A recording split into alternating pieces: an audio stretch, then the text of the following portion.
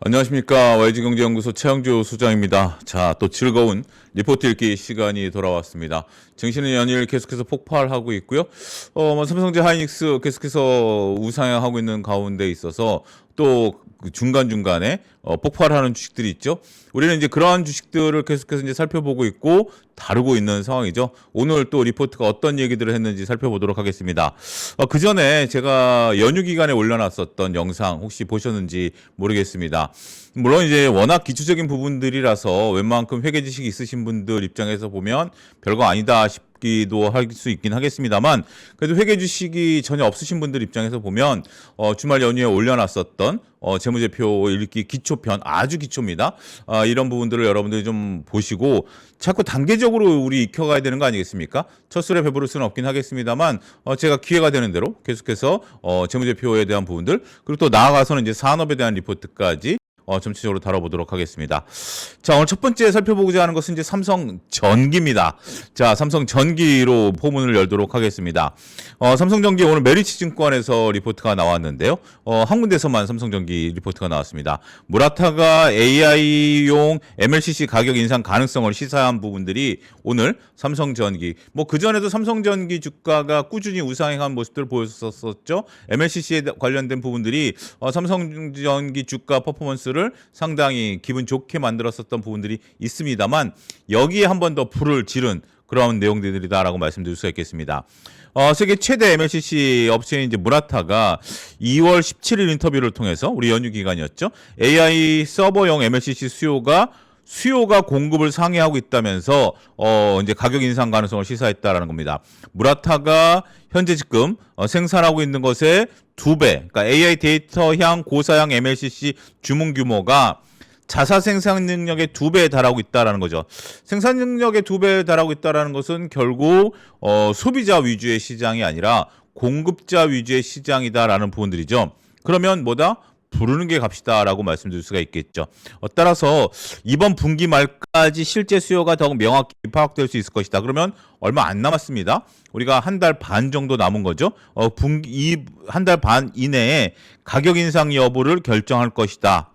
그러면서 무라타 주가가 이틀 동안 10% 이상 상승한 것이 오늘 우리나라 이제 상대적으로 무라타가 가격을 인상해, 그러면 삼성전기도 수혜를 볼 수 있는 거 아니야? 이런 부분들이 충분히 반영된 부분들이다라고 좀 말씀드릴 수가 있겠습니다. 이 내용 여러분들이 오늘 많이 들으셨을 겁니다. 그러면 이것이 이제 삼성전기에 미치는 영향이 어떠한 것인지, 그게 가장 중요한 거 아니겠습니까? 여기에 이제 메리츠 의견이라는 겁니다. 여기 보면 목표가가 없습니다. 이것은 어떻게 보면 메리츠 증권이 이것에 대한 의견서 정도이기 때문에 삼성전기에 대한 어떤 우리가 펀드멘탈 분석이라든지 기업의 내용 분석을 한 게 아니라 요 팩트, 그러니까 이제 무라타가 가격을 인상할 가능성에 대한, 거기에 대한 의견이죠. 삼성전기 컴포넌트 사업부 매출 대비 재료비 비중이 20% 초중반으로 상대적으로 고정비 부담이 높다라는 겁니다. 자, 이게 무슨 내용이냐면 주말에 제 얘기를 주말에 그걸 보셨던 분들은 이제 이런 단어들이 조금 이해가 될 겁니다. 이 재료비는 뭐죠? 매출 원가죠. 매출 원가 비중이 낮고 그렇기 때문에 우리가 전체 매출에서 재료비 비중이 낮다라는 것은 상대적으로 그만큼 고정비 비중이 높다라는 부분들이죠. 보통 재료비가 매출 원가가 매출액 대비해서 한 7-80% 정도 돼야 되는데 비중이 그렇게 높지 않다라는 부분으로 고정비가 높은 사업 특징이 있죠. 이에 따라서 가동률 변화에 따른 영업이익률 레버리지가 크게 나타난다. 그러니까 고정비가 높다라는 것은 어떻게 보면 고정비는 이제 상수이기 때문에 상대적으로 매출이 늘어나면 레버리지 효과, 우리가 고정비 효과라고 제가 그동안에 이제 몇 차례 방송에서 말씀을 드렸습니다. 그런 부분들에 따라서 전반적으로 이익이 크게 개선된다라는 부분들입니다. 그래서 실제로 지난 10년간 컴포넌트 사업부의 영업이익률은 MLCC 가동률과 높은 상관관계를 보이면서 뚜렷한 동행의 흐름을 시현했다라는 부분들입니다. 그 전에 물론 이제 다른 국면들도 있었습니다만 판가 하락에 따라서 전반적으로 우리가 이제 그 평균 단가가 올라가지 못하다 보니까 그런 부분들이 상승의 제한적인 부분들이었다라는 거죠. 자, 이 부분 매우 중요합니다. 그러니까 단순하게 무라타가 MLCC 가격을 올리면 삼성전기 입장에서도 같이 가격을 동반, 그러니까 시장 지배자가 가격을 올리면 시장에서 지배자를 따라가는 후발주자 입장에서 가격을 올리게 되는데 그렇게 가격을 올리는 효과가 삼성전기 입장에서는 고정비 효과가 나타나면서 충분히 영업이익률이 단순하게 가격을 올리는 것 이상 나타날 가능성이 있다라는 그러한 것들을 한마디로 정리가 가능하겠습니다. 다음 장을 놓고 보면 현재 삼성전기의 MLCC 가동률은 90%가 넘어요. 그러니까 보통 공장이면 100% 가동을 해야 되는 거 아니야? 라고 생각하실 수가 있을 겁니다. 이 부분은 설 전에 제가 한번 언급을 드린 적이 있는데 다시 언급을 하자면 100%가 공장이 가동되는 경우는 거의 없습니다. 간혹 정말 일부 기업들이 뭐 110% 이렇게 가동이 되는데 이건 좀 무리수입니다. 보통 우리가 80%에서 85% 이상 물론 공장의 특성, 기업의 특성에 따라 다르긴 하겠습니다만 80에서 85%만 공장 가동률이 유지가 된다 하더라도 이 가동률이 거의 100% 가동이 된다라고 보는 겁니다. 왜냐하면 라인의 유지 보수라든지 개보수 이런 부분들이 있기 때문에 우리가 그런 건데 90에서 95% 정도 수준이다라면 이거는 거의 풀 캐파 가동이 되고 있는 것으로 보여지고 있습니다. 이런 것들을 지속적으로 어떻게 끌어낼 수 있을지는 의문이고요. 지금 현재 90에서 95%니까 추가적인 가동률 상승을 통해서 실적 개선 여력은 없는 거예요. 일단 삼성전기 입장에서는 공장을 라인을 증설하지 않는 이상은 더 이상 MLCC에 대한 QA 증가를 이끌기 어렵다라는 거죠. 가동률 이런 거 나타나는 거 궁금하지 않습니까? 어디서 확인할 수 있는지 이것은 사업보고서를 보면 다 나와 있습니다. 우리가 사업보고서라는 것들을 분기마다 그리고 감사보고서는 1년에 한 번씩 나오는 부분들인데요. 공장 가동률을 같이 투자하시는 분들은 이런 것들을 체크하는 것도 상당히 중요한 포인트가 된다라고 말씀을 드릴 수가 있겠습니다. 언제 한번 우리가 다트에 들어가서 사업보고서를 한번 특집으로 다뤄야 되겠죠. 근데 이거를 1시간 아니 45분 내에 다루기는 어려울 것 같고 나중에 기회가 되면 지난번 그 설 영상 찍듯이 찍어서 한번 우리가 차분차분 좀 볼 필요는 있다라고 볼 수 있겠죠. 한 가지 팁을 말씀드릴까요? 여러분들 다트를 다 처음부터 끝까지 읽어보신 분 계신가요? 현실적으로 우리가 어려운 부분들이죠. 더군다나 PC상으로 본다라는 것들 중요한 포인트들을 찾아볼 수 있긴 하겠습니다만 사업보고서를 다 본다라는 건 어렵습니다. 과감히 말씀드리면 프린트를 한번 걸어보십시오. 사업보고서나 감사보고서 둘 중에 하나, 저는 특히 이제 감사보고서 주석에 나와 있기 때문에, 주석은 이제 설명서입니다. 해석, 그 숫자에 대한 해석이 나와 있기 때문에 감사보고서를 프린트를 하기를 권해드리는데요. 한 150장에서 200장 정도 나올 겁니다. A4 기준으로 봤을 때. 그 정도 한번 각오하셔야 돼요. 150장에서 한 200장 정도 나오는 것을 보고 그 틀을 여러분들이 이해하시고 나면 그 다음에 그거를 모바일이나 PC에서 찾아서 볼 수 있겠죠. 사업보고서를 프린트하라라는 얘기는 아마 거의 들어보지 못하셨을 겁니다. 근데 그렇게 한번 해보셔야 돼요. 우리가 공부를 할 때는 때로는 무식하게, 때로는 좀 과감하게 해야 될 필요성이 저는 있다라고 생각을 합니다. 오죽했으면 저도 사업보고서를 프린트를 해봤겠습니까? 도저히 PC로 눈에 안 들어오니까 프린트를 해본 겁니다. 삼성전자 같은 경우는 한 250페이지 나올 겁니다. 그런 부분들이 있기 때문에 그런 것들도 여러분들이 한번 해보는 것도 한번 그 재무제표를 이해하는데 도움이 된다, 이렇게 조금 말씀드릴 수가 있겠습니다. 이에 따라서 향후 실적 추정치 상향의 핵심 변수는 AI 서버향 고사양 MLCC 가격 인상 여부에 달려 있다. 그러니까 그 삼성전기 입장에서는 Q를 증가시키기가 현실적으로 어렵죠. 그러면 P의 가격, 그러니까 우리가 매출은 P 곱하기 Q 아니겠습니까? 그래서 P가 올라가는 건 무라타가 결국 가격 인상에 대한 언급을 함으로써 시장이 기대해온 가격 인상 흐름이 현실화되는 신호로 해석이 가능하다. 따라서 향후 삼성전기 실적 향상의 트리거로 결국 가격 인상이 되면 우리가 밸류에 대한 부분들이 재평가가 충분히 작용할 수 있다라는 거죠. 삼성전기가 이제 Q를 늘리기 어렵다라는 건 이제 인식을 하셨죠. 그리고 우리가 고정비 효과에 따라서 P를 올리게 되면 그 효과는 단순하게 가격이 20% 올랐다 그래서 영업이익률이 20% 올라가는 것이 아니라 20% 올리면 몇 프로 올라가야 된다? 정확한 거는 계산해 봐야 되겠습니다. 최소한 40-50% 정도는 영업이익이 급증해버리는 그러한 효과를 나타낼 수 있기 때문에 그런 부분들을 우리가 삼성전기가 오늘 반영한 부분들이 아니겠나 말씀드릴 수가 있겠습니다.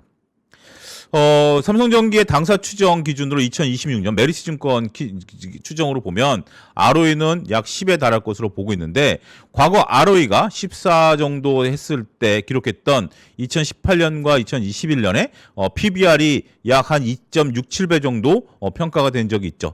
지금 PBR이 2.3배이기 때문에 AI용 MLCC 가격 인상이 현실화될 경우 ROE 개선과 함께 멀티플 확장 여력이 존재한다라는 겁니다. 그러니까 이제 이 메리츠증권에서는 PBR로 현재 지금 삼성전기를 평가하고 있다는 거죠. ROE와의 조합에서 이런 부분들이 있기 때문에 ROE와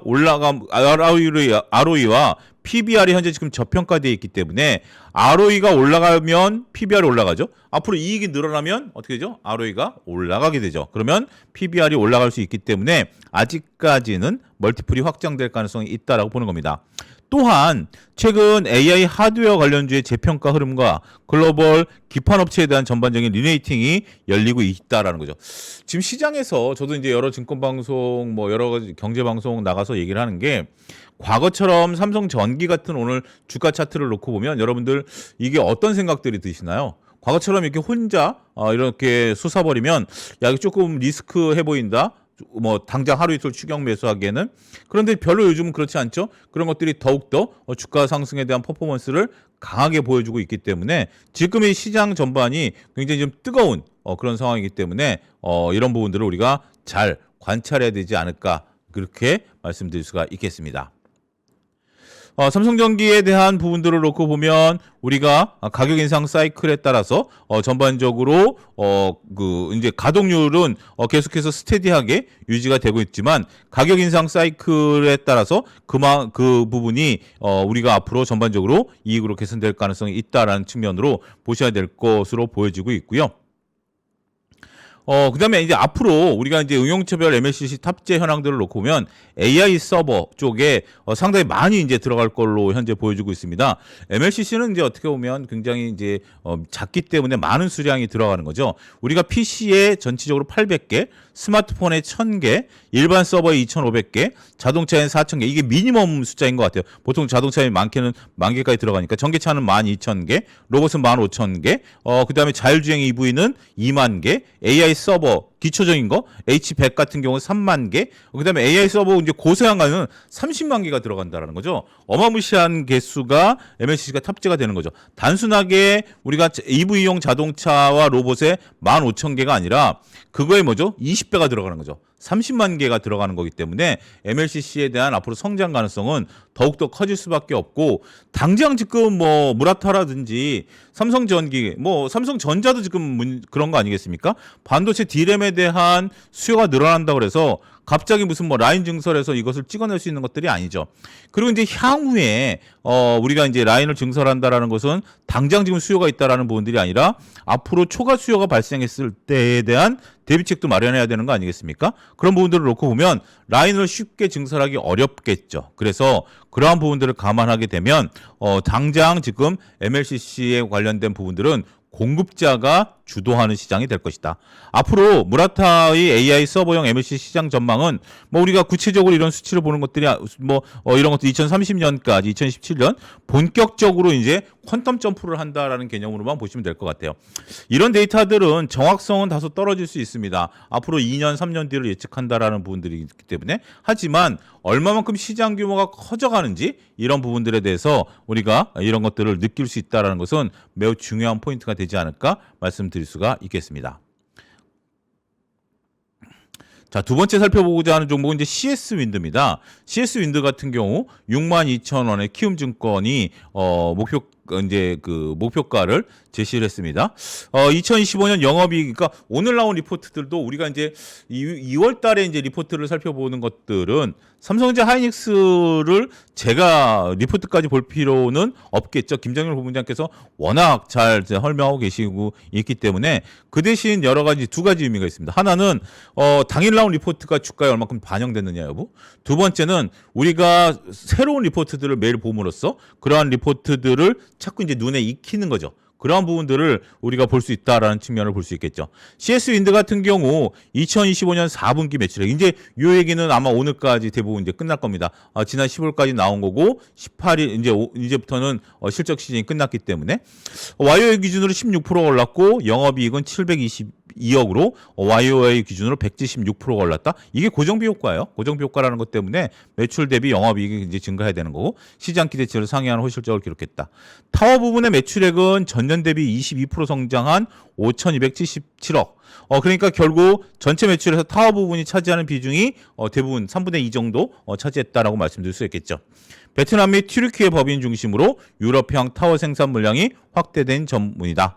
AMPC 91억을 제외하면 타워 부분의 영업이익은 우리가 전반적으로 봤을 때 10억으로 다소 부진했다. 미국 법인의 생산성 개선 노력이 지속되고 있고 말레이시아 법인 관련 충당금 설정, 관세 비용 충당금 설정도 영향을 미치고 있다.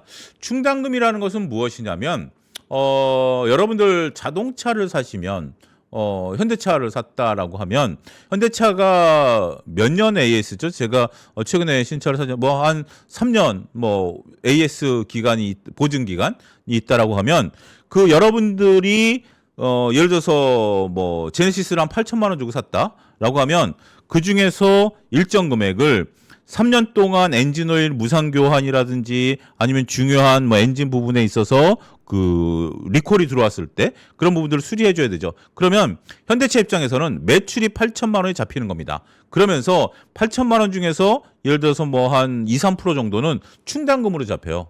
이것이 바로 미래의 손실을 대비한 비용을 잡아두는 것을 충당금이라고 합니다. 그러니까 현대차 입장에서 보면 제네시스가 말짱하게 뭐 5년, 10년 돌아다니면 아무런 문제가 없어요. 그러면 그 충당금이 나중에 기업의 이익으로 들어올 수도 있는 부분들이죠. 그렇지만 만약에 제네시스가 문제가 생겨서 여러분들이 타고 다니는 차가 그게 이제 리콜이라고 표현하는 건 아니고 리콜도 그렇죠. 뭐 여러 가지 가면 그 충당금으로 잡아놨던 비용으로 떨어버리는 거거든요. 그런 부분들인데 말레이시아 관세, 법인 관세에 따른 비용이 부과가 될 것으로 보기 때문에 먼저 우리가 잡았다라는 거죠. 이걸 왜 먼저 잡았다?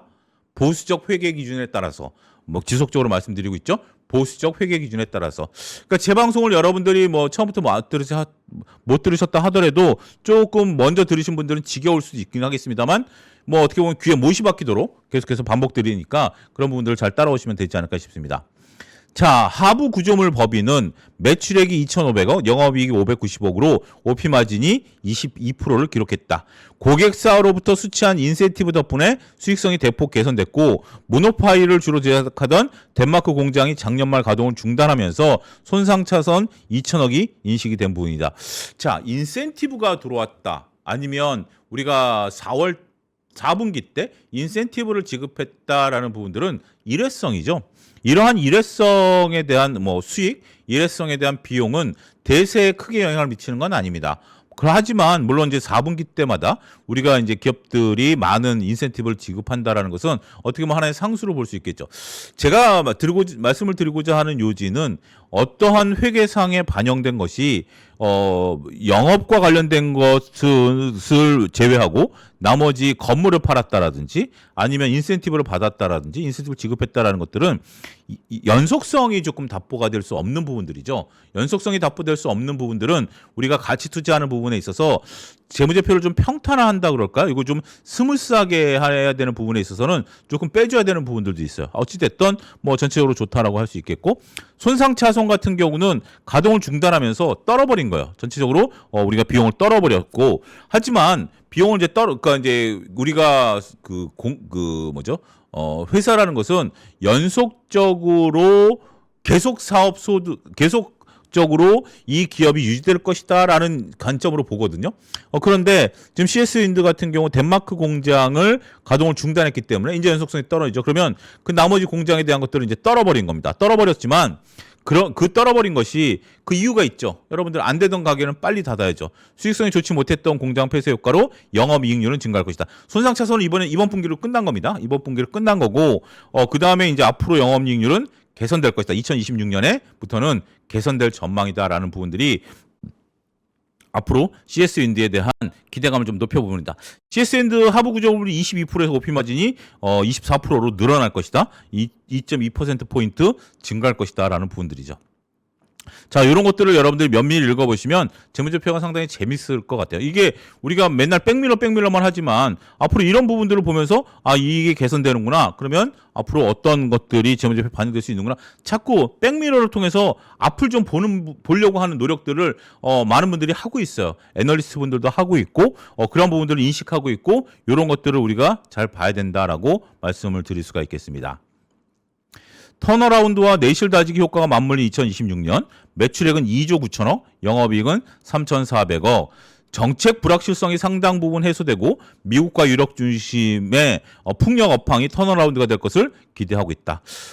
지난 4분기 타워 신규 수준은 전분기 대비 약 2배 정도 확대된 6.2억 달러이며 이 중 60%가 미국향 수지인 것으로 확인되고 있다. 올해는 미국 법인 생산성 및 가동률 개선을 통한 질적 성장 여부가 주가를 결정짓는 핵심 판단이 될 것으로 판단된다. 이런 것들은 여러분들이 이제 머릿속에 넣어 두셔야죠. CS 윈드를 보신다라고 하면 미국 법인의 매출, 그다음에 생산성, 가동률 이런 것들이 나타나면 이런 것들 같은 경우 이제 CS 윈드를 여러분들이 관심 종목으로 갖고 계신 분들이라면 메모를 해 두셔야죠. 그래서 그런 부분들을 보면 남들보다 빠르게 제가 이 3프로가 출판사를 운영을 하는데 페이지 2라고 거기서 이제 초창기에 2020년인가요? 터틀 트레이딩이라는 책을 썼습니다. 거기서 보면 제가 종목풀을 유지하라고 했는데 종목풀은 뭐냐면 이렇게 지금 저희가 하나하나 기업을 분석하고 있는 것들을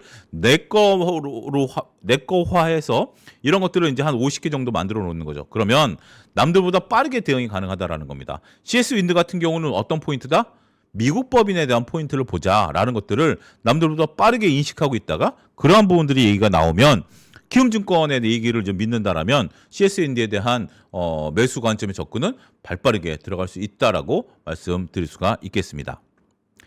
현재 전사적인 우리가 생산성 개선 프로그램이 추진 중이며 단기간에 약 20% 수준의 생산성이 향상된 것으로 파악하고 있다. 그런데 이것이 계속 지속될 수 있을까요? 저는 이런 거 보면서 그런 생각이 들어요. 생산성 개선 프로그램이라는 것을 안 하는 것보다는 낫죠. 하지만 이것이 상수이냐 아니면 일회성이냐라고 본다라면 일단 한번 지켜보자. 왜냐하면 최소한 2-3분기 정도는 지켜봐야 이 생산성 개선 효과에 따른 것들이 파악이 될 수 있는 부분들이지 단기간에 20% 올라왔다?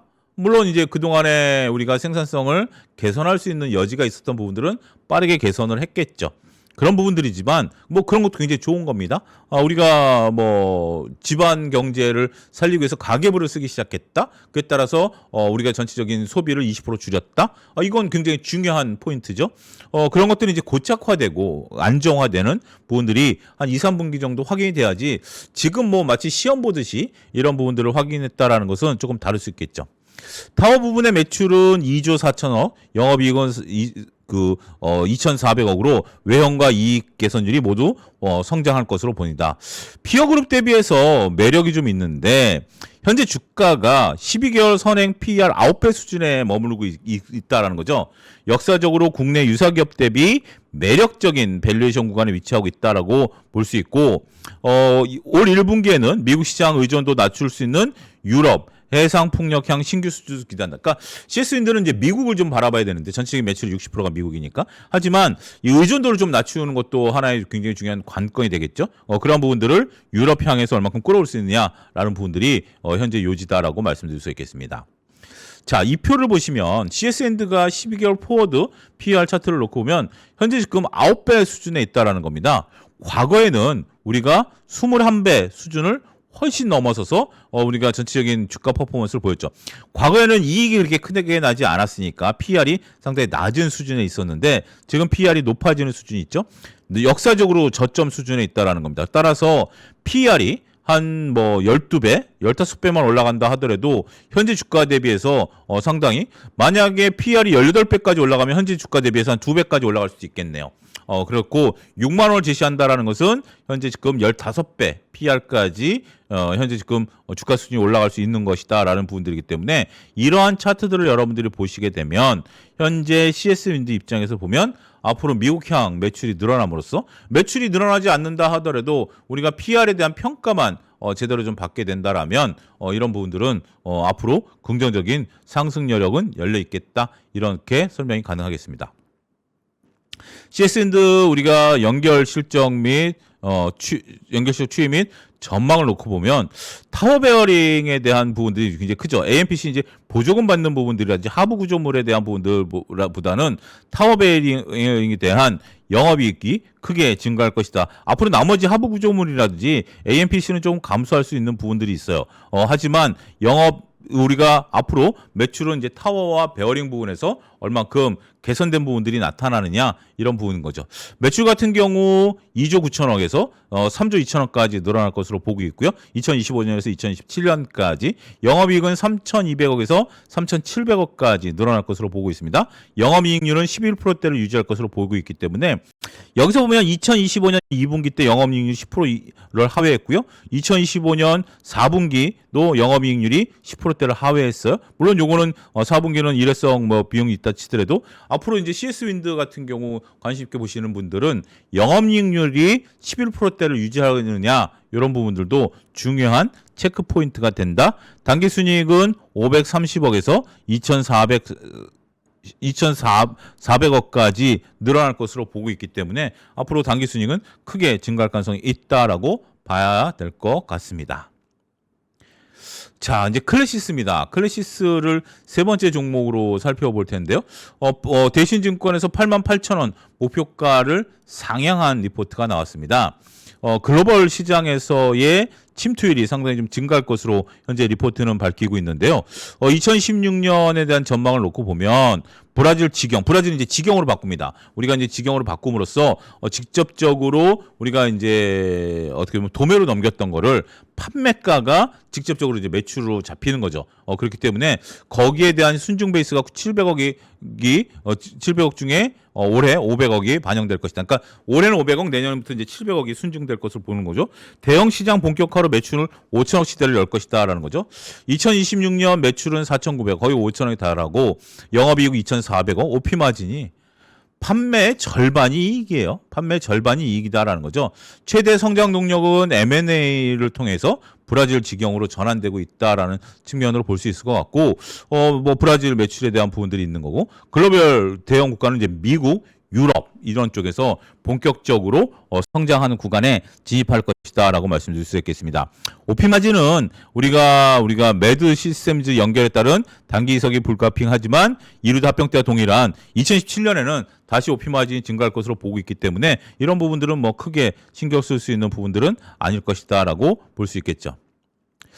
자, 전체적으로 투자 의견은 88,000원으로 14.3% 상향을 했다. 목표 주가는 12개월 선행 EPS 2,900원에 성장기 포워드 PER 30배를 적용했다라는 겁니다. 글쎄요, 이제 30배까지 PER을 이제 우리가 높일 수 있느냐라는 부분들인데요.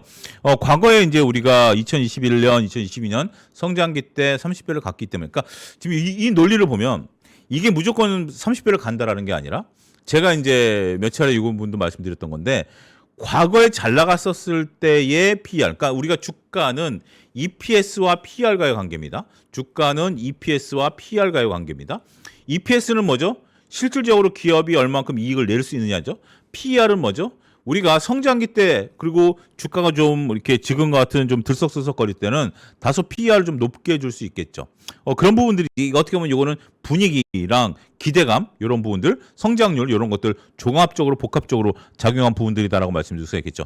성장기에 30배가 갔고 지금 이제 제2의 성장기를 구사할 것이다라고 보면 30배까지 PER을 줄 수 있겠다. 그러면 EPS도 증가하고 PER도 현재 지금 증가시킨다라면 당연히 목표가는 어떻게 된다?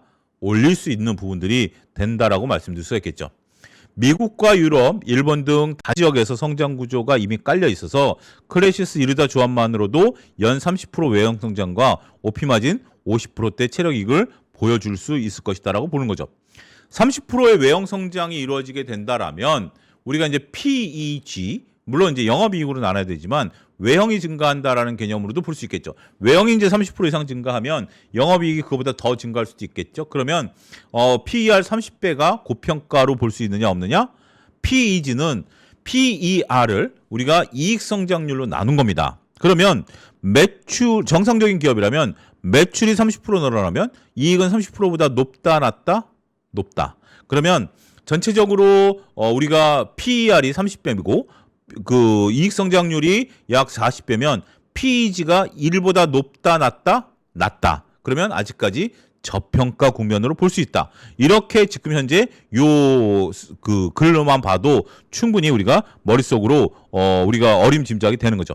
올해 브라질에 대한 직영 전환으로 순증이 500억 그게 늘어날 것으로 보고 2027년 중국 매출까지 가세하게 되면 대형 시장에서 매년 대형 시장이 추가되기 때문에 계단식 상승이 가능하죠. 올해 브라질, 내년에 중국 이런 식으로 되는 거기 때문에 복합 성장의 포인트를 충분히 반영하지 못한 구간으로 볼 수 있겠다라고 설명이 가능하겠습니다. 연간 추정 실적을 놓고 보면 우리가 이제 수정 전과 수정 후입니다. 그러니까 이제 자꾸 기업 이제 리포트들을 보다 보면 단순하게 앞장에서 끝나는 것이 아니라 뒷장으로 넘어오게 되면 이들이 자꾸 이렇게 수정을 합니다. 이렇게 미세 조정이라고 저는 표현을 하는데요. 뭐 당연히 시간이 지나고 실질적인 매출과 영업이익이 변하는 것들을 이렇게 조정을 해줘야 되겠죠. 수정 전에 올해 이제 매출이 4,300억인데 4,900억으로 수정을 했어요. 상당히 좀 증가를 했고요. 판매관리비 같은 경우는 도 약간 좀 늘었죠. 영업이익률이 50%에서 48% 좀 줄었습니다. 하지만 전반적으로 매출이 늘다 보니까 영업이익이 좀 늘어난 부분들이고 EPS 같은 경우 우리가 2,608원에서 2,806원으로 EPS가 증가한 경우다라는 거죠. 그래서 선행 BR EPS 2,914원 그래서 지난번 리뷰 당시에는 2,500원이었는데 2,900원에서 이제 멀티플을 30배를 주면 목표가가 현재 나오는 거고 지금 현재 종가 대비해서 약 40% 정도 업사이드가 열려 있다라는 것이 대신증권이 클래시스의 88,000원 리포트에 대한 의견이다라고 말씀드릴 수가 있겠습니다. 전체적으로 봤을 때 뭐 매출과 영업이익은 계속해서 증가할 것으로 보고 있고 사업부별 매출을 보면 장비 매출과 소모품 우리가 소모품 매출이 있다라는 것은 굉장히 행운아예요. 장비만 팔아서 이익을 낼 수 있는 것들이 아니라 우리가 미용 쪽에 있어서 여러분들 우리가 뭐라 그럴까요? 여성분들 마스크팩 그거 뭐 그렇게 비싸지 않잖아요. 여성분들이 매일 붙일 수 있을 정도로 가격 저항력이 높지 않잖아요. 근데 매일 한 장씩 붙인다라고 치면 기업 입장에서는 어마어마한 겁니다. 만약에 제가 이제 그게 있어요. 그 눈이 이제 피로해서 많이 이제 이것저것 보다 보니까 하여튼 눈에 대는 기계가 있어요. 그거를 함으로써 이제 열도 나오고 그 눈 주위를 이제 마사지도 하는 건데 그거는 저는 아마 평생 쓸 것 같아요. 그러면 이제 어느 정도 이제 침투율이 되고 나면 더 이상 매출이 늘어나는 건 아니죠. 그런데 지금 이제 그 우리가 뭐죠? 다이소나 아니면 올리브영 같은 데 가면 그 이렇게 눈에 붙이는 안대 같은 게 있어요. 그 소모품인데요. 그것도 있는데요. 그런 것이 더 나을까요? 아니면 기계를 파는 쪽이 나을까요? 저라면 안대 붙이는 쪽으로 그 기업에 투자를 할 겁니다. 소모품이라는 것이 한번 침투가 되기 시작하면 물론 이제 눈에 대한 침투율은 좀 낮겠죠. 근데 이 비유입니다. 우리가 이제 피부와 관련된 부분들에 대해서는 소모품을 판다라는 것은 어마무시하게 이것은 이익을 창출해낼 수 있는 부분들이라는 것을 여러분들이 상대적인 개념으로 이해하시면 도움이 되지 않을까 싶습니다. 소모품 비중이 50%예요. 소모품 비중이 50%다라고 말씀드릴 수 있겠죠. 앞으로 소모품 비중이 있고 클래시스를 제가 이렇게 그 방송 준비하다 보니까 우리가 몇 년 전에 빅베스를 한번 했더라고요. 2024년에 빅베스를 한번 함으로써 그동안에 이제 클래시스가 현금성 자산을 만드는데 지금 이제 여기 영업 현금 흐름과 현금성 자산이 다른 데 그 리포트에는 이런 것들 잘 안 나오죠. 다른 기업들은 잘 안 나오는데 여기서 보니까 영업 현금 흐름과 현금성 자산이 계속해서 증가한다라는 거예요. 그러니까 그 전에 클래시스 입장에서 보면 이게 개선이 안 되다 보니까 상당히 좀 애로점이 있었고 빅베스 이후에 현금성 자산에 대한 대폭 개선이 이루어지고 있다라는 사실을 새롭게 발견을 했습니다. 그렇기 때문에 앞으로 클래시스를 우리가 바라볼 때는 이렇게 활발해진 현금성 자산으로 뭘 할까요?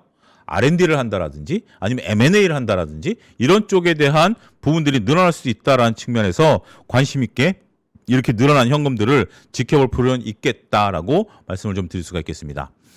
자, 전반적으로 보면 우리가 이제 매출액 같은 경우 작년에 3,300억에서 내년에 6,000억으로 2배 가까이 늘어난다라고 말씀드릴 수가 있겠죠. 영업 이익 같은 경우 1,700억에서 3,000억으로 늘어날 것으로 보고 있습니다. 이런 부분들을 놓고 보면 앞으로 클래시스에 대한 매력도는 상당히 증가할 수 있는 부분들이 있다라고 말씀드릴 수가 있겠죠. 영업이익률이 50%예요. 물건 팔아서 50% 남는 기업 있으면 뭐 몇 이상 버는 기업 몇 개나 되겠습니다. 근데 이거보다 더 버는 기업 있죠. 하이닉스죠. 하이닉스가 58%죠. 하이닉스 58% 어마어마합니다. 이런 부분들은 상당히 좀 이런 기업들이 좀 많아져야 되겠죠. 이런 기업들이 자꾸 많아지고 이런 것들이 강소 기업 아니겠습니까? 그런 부분들이 자꾸 많아지고 이런 기업들이 많아져야 우리 경제도 발전하지만 투자자분들도 투자할 수 있는 맛이 나는 거죠. 한정된 어떤 종목들을 가지고 투자한다라기보다는 이런 기업들이 늘어나야죠. 마지막으로 디오를 보겠습니다. 디오를 보기 전에 여기 NR이라고 나왔습니다. NR. 디오 옆에 NR, IM증권인데 NR은 뭐죠? 그러니까 목표가에 대한 의견이 없는 거예요. 목표가에 대한 의견이 없는 건데 저는 이런 리포트를 보면 처음에 이런 리포트 오늘은 이제 디오에 대한 우리가 여러 가지 살펴봐야 될 것들이 많은데 NR로 목표가를 제시 안 하면 웬만해서는 잘 보지는 않습니다. 왜냐하면 뭐 우리가 뭐 여러분들 방송을 보시면 삼성전자 하이닉스 이렇게 막 얘기를 하면 끝에 가서 앵커들이 출연자 곤란하게 하는 질문 있죠. 사야 돼요, 팔아야 돼요? 그런 거죠. 사야 돼, 팔아야 돼? 라고 질문을 하는 거죠. 그러면 나름대로 출연자가 빙빙 돌려서 얘기를 한다 하더라도 사야 됩니다, 팔아야 됩니다라고 결론을 내리는 거 아니겠습니까? 자, 사야 돼, 팔아야 돼? 모르겠는데요? 이거랑 똑같은 얘기예요. 근데 모르겠다라는 게 그냥 단순하게 책임을 회피하겠다라는 모르겠다라는 것으로 봐서는 안 됩니다. 어떻게 보면 의견을 제시하기가 좀 애매한 부분들이 있는 거예요. 그런데 리포트를 읽다 보면 어느 정도 수치를 좀 뽑아내고 어느 정도 데이터를 좀 뽑아내면 글쎄요. 그럼에도 불구하고 이익이 그러니까 이제 뭐 목표 주가를 제시 못할 정도일까요? 라고 본다라면 저는 글쎄요. 조금 목표 주가가 하다못해 뭐 유지를 한다라든지 이런 부분들이 아니고 목표 주가에 대한 부분들이 없으면 일단 바쁠 때는 킵해버립니다. 그냥 통과합니다. 그런 부분들이 있다라는 것도 여러분들 한번 고민해 보시죠. 왜 목표 주가를 제시를 못하고 있을까요? 목표 주가를 제시한다라는 것이 뭐 꼭 책임져야 되는 부분들도 아니고 뭐 법적으로 우리가 구속력을 갖는 것도 아니고 그럼에도 불구하고 왜 목표 주가를 제시를 못하고 있을까요? 이런 부분에 대해서도 여러분들이 한번 잘 관찰하는 것도 한번 좀 좋은 부분들이 아니겠나 싶어요. 디오에 대한 두 가지입니다. 올해 수익성이 대폭 개선될 것으로 보고 자사주 소각에 대한 부분들을 현재 보고 있는 겁니다. 일회성 비용이 일당되는 환경 하에서 올해 중국 등 해외 매출 증가로 레버리지 효과가 본격화되면서 수익성이 대폭 개선될 것으로 보고 있다. 동사 KIFRS 연결 실적 기준 연결 기준 실적으로 보면 매출액은 2천억, 영업이익은 300억을 달할 것으로 보고 있고 수익성이 대표되는 게 매출 채권에서 발생할 수 있는 부실을 2년 동안 반영하면서 떨어버리겠다라는 겁니다. 그런 부분들인데 이게 뭐냐면 매출 채권을 받으면 앞서 이제 제가 충당금이라는 용어를 썼었죠. 충당금이라는 용어 같은 경우 매출 채권이 발생한 매출 채권은 뭐죠? 물건을 납품하고 우리가 어음받은 거예요. 소위 말해서 물건을 납품하고 돈으로 받은 게 아니라 어음을 받은 겁니다. 이걸 매출 채권이라고 합니다. 회계용어로. 매출 채권이 나중에 현금으로 바뀌어야 되는 거죠. 아니면 깡을 한다라든지 어쨌든 깡을 해도 현금으로 바뀌는 거죠. 그런데 이 매출 채권이 참 곤혹스러운 게 뭐냐면 100% 회수가 될 가능성이 별로 없다라는 겁니다. 100% 회수가 되기 좀 어려울 수도 있죠. 뭐냐면 거래처 부도라든지 아니면 여러 가지 무슨 뭐 상황, 환경의 변화라든지 이런 부분들이 있는 거죠. 그래서 일정하게 매출 채권이 발생하면 충당금을 좀 쌓아놔요. 그 충당금 같은 경우는 우리가 예를 들면 은행 같은 경우 A그룹에 자금을 대출해 줬는데 A그룹이 부도가 났다는 게 뉴스에 나온다. 그러면 그날 저녁에 충당금을 잡습니다. 여러분들은 그런 건 후속 기사로 빠르게 보죠. 어떤 은행들이 A기업에 물려 있다. 그러면 그 다음날 바로 충당금으로 그 분기에 이제 충당금으로 잡는 거죠. 그렇지만 일반적인 기업 같은 경우는 우리가 그래도 충당금을 잡아요. 어떻게 잡느냐? 과거 사례를 통해서 우리가 매년 한 0.5% 정도는 돈을 못 받더라. 우리가 한 1% 정도 돈을 못 받더라. 라는 것들을 충당금을 잡고 그거를 회계상 기록을 해 놓습니다. 어디에다가? 주석에다가 이제 기록을 해 놓는 건데 지금 이제 디오 같은 경우 매출 채권에서 발생할 수 있는 부실을 전반적으로 크게 먼저 선반영하는 거예요. 2년 동안 선반영하기 때문에 그러한 부분들로 인해서 레버리지 효과가 나타날 것으로 보고 있다라는 점입니다. 올해 같은 경우 중국을 비롯하여 튀르키예 글로벌 시장에서 전반적으로 매출 성장세가 일어날 것으로 보고 있다. 중국 매출의 경우 해를 거듭할수록 증가하고 있다. 23년 157억, 2025년 400억까지 급증하고 있는 거고 올해 같은 경우 전년 대비 30% 증가한 550억 이상을 기록할 것으로 보고 있다. 기존에 이제 베이징, 상하이 같은 우리가 이제 1선, 2선 도시라고 하죠. 하지만 3선, 4선 중소도시까지 유통을 확대하겠다라는 거죠. 특히 중국 현지 공장 생산을 통해서 2차 VBP에도 대응할 것이다. 이거는 뭐냐면 중국 정부가 이 임플란트를 구입을 해가지고 각 병원에 나눠주는 겁니다. 이런 부분들이기 때문에 여기에서 이제 입찰로 들어가는 거죠. 여기에 들어갈 수 있는 거고, 요게 어떻게 굉장히 중요한 게 뭐냐면 가격 경쟁이 심화되고 있는 DSO 영업에 활용함에 따라 중국산 임플란트가 확대되는 저가 시장에서 점유율을 높여갈 것이다. 요 용어들을 모르면 요 얘기를 모르시겠죠. VBP는 앞서 언급드렸다시피 중국 정부가 이제 임플란트를 사서 나눠준다라는 개념이고요. 그다음에 DSO 같은 경우 매출채권 회전율입니다. 우리가 가격 경쟁이 심화되면 매출채권 회전율이 이제 좀 늦어지게 되죠. 회수가 늦어지게 되죠. 왜냐하면 뭐 내가 예를 들어서 뭐 100만 원에 파는데 옆에서 90만 원에 파는 거예요. 그러면 나도 90만 원을 팔면서 똑같이 90만 원을 팔면 어떤 메리트를 줘야 될까요? 돈 나중에 천천히 주세요라고 할 수밖에 없는 거죠. 그러면서 매출채권 회전율이 늦어지는 건데 VBP는 이제 그런 영향에서 벗어날 수 있는 거죠. 중국 정부가 사서 우리 같은 경우는 이제 정부가 입찰하는 거죠. 그러면 그 입찰에 따라서 돈이 이제 도는 거니까 그러면 충분히 가격을 좀 낮춰서 우리가 매출채권 회전율이 일정하게 유지가 된다라면 오히려 가격 경쟁력을 이용해서 충분히 침투가 가능하기 때문에 그러한 내용들이 디오의 성장성에는 긍정적인 영향을 미칠 것이다라고 말씀드릴 수 있겠죠. 지난해 100억대 초반 매출을 달성한 튀르키예 같은 경우 100억대 중반까지 늘어날 것으로 보고 있고요. 인도, 호주, 러시아 같은 경우 100억 원 밑에 매출이었습니다만 100억대로 성장할 것으로 본다라는 거죠.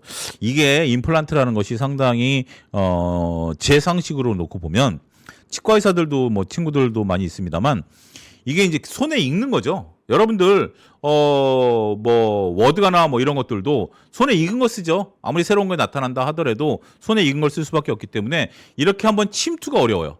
손에 익히는 게 어려웁니다. 과거 우리가 오세 임플란트가 중국에 어떻게 진출했냐면 굉장히 오래전 얘기입니다만 오세 임플란트가 한국에서 오세 임플란트에 능숙한 치과 의사분들을 주말이면 비행기를 타서 중국으로 보냈습니다. 그러면서 중국 현지 의사들을 가리켰고요. 그러면서 중국 현지 의사들이 오세 임플란트에 그 적응할 수 있도록 그런 것들을 했다라는 거죠. 결국 디오도 우리가 이제 뭐 튀르키예, 호주, 러시아 같은 경우 의사들이 많이 하다 보면 규모의 경제를 달성할 수 있다라는 거죠. 그런 부분들이 현재적으로 앞으로 성장성이 있고요. 앞서 얘기한 것처럼 매출 채권을 미리 떨어버린다. 그러면서 실적이 턴어라운드 되면서 밸류에이션도 리레이팅이 될 것으로 기대하고 있다라는 거죠. 자, 이제 상법 개정과 관련된 2장 남았습니다. 상법 개정과 관련해서 원칙적으로 이제 소각 시대를 맞이하면서 자사주 6.8%를 갖고 있습니다만 소각을 할 것으로 보여진다. 지난해 동사는 전체 주식의 4%에 해당하는 약 135억 상당의 자사주를 소각 완료했고 약 100억 원 상당의 자사주를 추가 취득하였다. 한편 지난해 이제 상법 개정에 따라서 이제 이런 부분들이 있기 때문에 상법 개정 이전만 하더라도 135억을 소각했고 100억을 추가 취득했죠. 그래서 이러한 부분들을 앞으로 계속해서 이제 할 것이기 때문에 자사주 6.8%에 대해서 소각이 불가피할 것으로 보기 때문에 이러한 것들이 리레이팅 되는 것이다라는 거죠. 지금 어떻게 보면 자사주를 소각한다라는 어떤 뭐 원칙적인 부분들이 아니라 누가 자사주를 소각해? 어느 기업이 자사주를 소각해? 누가 안 해? 이것이 이제 어떻게 보면 투자자들의 관심을 끌 수 있는 하나의 중요한 메리트다라고 말씀드릴 수가 있겠죠. 그렇기 때문에 디오 같은 경우 자사주를 소각한다는 이슈 하나만으로도 주가가 올라간다라는 거죠. 그런데 목표가를 제시를 안 했을까요? 조금 아쉽네요. 굉장히 내용들을 좀 놓고 보면 우리가 볼 내용들을 상당히 좀 많이 갖고 있어요. 그런 부분들이 있는데 목표가 제시를 좀 못해서 안 그랬으면 이제 지나쳤을 부분들인데 이런 부분들을 좀 발굴해서 여러분들과 나누게 됐다라고 말씀드릴 수가 있겠습니다. 오늘 아마 그 주말에 제 그 강의 영상을 보셨던 분들은 오늘 그 강의를 좀 듣고 이해하는데 좀 더 편해지셨으리라 미뤄 짐작을 합니다. 내일까지는 이런 식으로 진행을 하고 다음 주부터는 이제 우리가 재무상태표도 좀 봐야 되겠죠. 현금흐름표도 좀 봐야 되겠고 그런 식으로 하나하나 넓혀가는 그러한 방송으로 구성해 보도록 하겠습니다. 일단 실적 시즌이 오늘로써 리포트가 이제 끝났어요. 끝났기 때문에 내일부터 리포트 수가 대폭 감소할 것으로 보여집니다. 오늘 나온 리포트는 이제 10월까지 나온 리포트에 대한 부분들이기 때문에 대폭 감소할 것으로 보여지기 때문에 그렇다면 차분히 재무제표를 조금 다음 주부터는 집중적으로 들어갈 수 있는 그러한 자료들을 만들어 보도록 하겠습니다. 자, 오늘 방송 여기서 마치도록 하겠습니다. 감사합니다.